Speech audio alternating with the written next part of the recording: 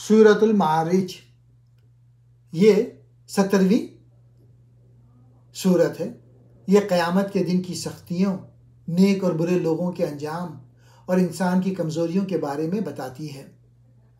اس میں اللہ تعالیٰ نے فرمایا ہے کہ قیامت کا دن بہت مشکل اور طویل ہوگا اور صرف ایمان والے اور نیک اعمال کرنے والے لوگ کامیاب ہوں گے۔ امپورٹنٹ پوائنٹ نمبر 1، قیامت کے مطالبہ کرنے والوں کا انجام۔ کچھ لوگ نبی کریم صلی اللہ علیہ وآلہ وسلم سے عذاب جلدی لانے کا مطالبہ کرتے تھے۔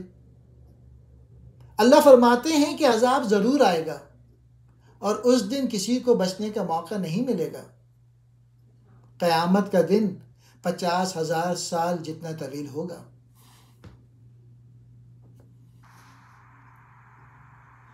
دوسرا پوائنٹ، قیامت کے دن کے خوفناک مناظر۔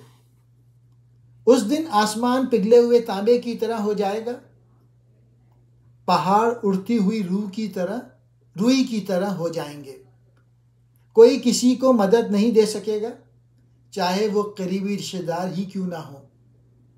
گناہ گار شخص کہے گا کہ کاش میں اپنی بیوی بچوں کو دے کر اپنی جان بچا لوں۔ سبق یہ ہے، قیامت کا دن ایسا سخت ہوگا کہ ہر شخص صرف اپنی فکر کرے گا۔ تیسرا پوائنٹ، انسان کی کمزوریاں اور دنیا سے محبت۔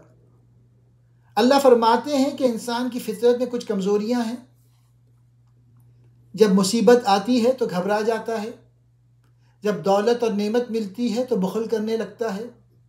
صرف وہی لوگ اس کمزوری سے بچ سکتے ہیں جو نماز قائم کرتے ہیں۔ چوتھا پوائنٹ، کامیاب لوگوں کی نشانیاں۔